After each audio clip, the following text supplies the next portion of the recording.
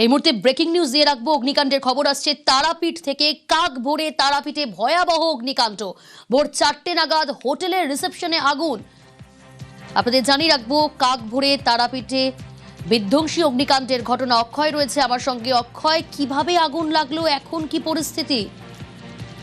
দেখো, তোমাকে জায়গা কি, তারাপীঠে একটা হোটেলে শর্ট সার্কিট থেকে আগুন লাগে আজ ভোর রাতে, এবং এই আগুন লাগার ঘটনায় এখনো পর্যন্ত প্রথমে আমাদের কাছে খবর এসেছিল 6 জনের মৃত্যু, তবে রামপুরহাট মেডিকেল কলেজ হাসপাতালে এখনো পর্যন্ত 7 জনের মৃত্যু হয়েছে এই অগ্নিসংযোগের ঘটনা, এবং জখম আছেন বেশ কয়েকজন। তাদেরকে রামপুরহাট মেডিকেল কলেজ হাসপাতালে ভর্তি করা হয়েছে, এবং ইতিমধ্যেই রামপুরহাট দমকল বাহিনী থেকে কর্মীরা ওখানে উপস্থিত হয়েছে, এবং সেখানে আরো যারা জখম হয়েছে তাদের উদ্ধারের কাজ চলছে, এবং যারা জখম আছে তারা এই মুহূর্তে রামপুরহাট মেডিকেল কলেজ হাসপাতালে চিকিৎসাধীন আছে। 7 জনের মৃত্যু হয়েছে অক্ষয়, তুমি বললে, এবং আরো বেশ কয়েকজন জখম, তারা চিকিৎসাধীন। হোটেলটিতে কি পর্যাপ্ত অগ্নি নির্বাপক ব্যবস্থা ছিল না?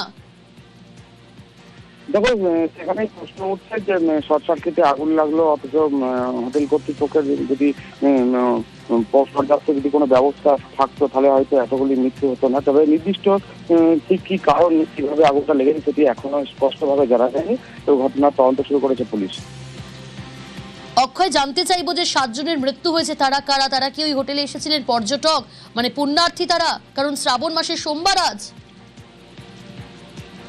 দেখো, এখনো নির্দিষ্ট ভাবে পরিচয় জানা যায়নি। তারা ওই হোটেলের মানে বাইরে থেকে যারা পুণ্যার্থী এসেছিলেন তারা কিনা, বা হোটেলের কর্মী কিনা, কিছুক্ষণ পর সেটা স্পষ্টভাবে জানা যাবে।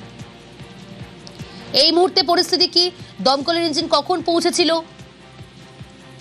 দেখো, ভোর রাতের ঘটনাস্থলে, তারপরেই দমকলের রামপুরহাট থেকে একটি ইঞ্জিন যায় ঘটনাস্থলে। আগুন কিছুটা নিয়ন্ত্রণে এসেছে, তবে এখন কি আগুন পুরোপুরি নিয়ন্ত্রণে অক্ষয়?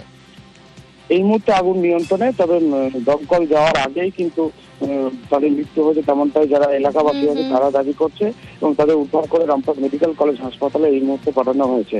যারা জখম আছেন তারা, এবং এখনো পর্যন্ত 7 জনের মৃত্যু হয়েছে বলে আমরা জানতে হোটেল পারছি। কর্তৃপক্ষ কি জানাচ্ছে? দেখো, এখনো পর্যন্ত হোটেল কর্তৃপক্ষ যারা আছে তাদের সাথে কথা বলা সম্ভব হয়নি। কিছুক্ষণ পর হয়তো তাদের সাথে কথা বলতে পারবো যে কি কি কারণে এই ঘটনা ঘটেছে সে নিয়ে। অক্ষয়, এটা কি ঘিঞ্জি এলাকা বলেই দমকলে ঢুকতে দেরি হলো? অক্ষয়, দেখো, যেটা আমরা জানতে পারছি, হোটেলটি কিন্তু একদম তারাপীঠ যে থানা, সেই থানার পাশেই অবস্থিত। এবার আগুনটি কিভাবে লেগেছে, শর্ট সার্কিট থেকে না অন্য কিছু, সেই বিষয়টা খতিয়ে দেখছে দমকল ও তারাপীঠ থানার পুলিশ। তবে আগুন লাগার পর যদি পর্যাপ্ত কোনো ব্যবস্থা থাকতো ফায়ারের, সেক্ষেত্রে হয়তো আগুনটা সে আকারে বাড়তো না, কিন্তু সেক্ষেত্রে আগুনটা বেড়ে গেল, এবং ফায়ারের পর্যাপ্ত ব্যবস্থা ছিল কিনা সেই নিয়েও প্রশ্ন উঠছে। তবে একাধিক তারাপীঠে বিভিন্ন যে হোটেল আছে সেখানে কিন্তু পর্যাপ্ত ফায়ারের লাইসেন্স নেই, এবং সেই নিয়েও কিন্তু বহুবার প্রশ্ন উঠেছে এবং প্রশ্নের মুখে পড়তে হয়েছে। তবে আজকের ঘটনা এখনো পর্যন্ত সঠিক কি কারণ সেটি সামনে আসেনি, তবে কিছুক্ষণ পর হয়তো সেটি স্পষ্টভাবে জানা যাবে যে কিভাবে আগুন লেগেছে এবং হোটেল কর্তৃপক্ষের কি ভূমিকা ছিল সেই নিয়ে। ওকে, তুমি নজর রাখো।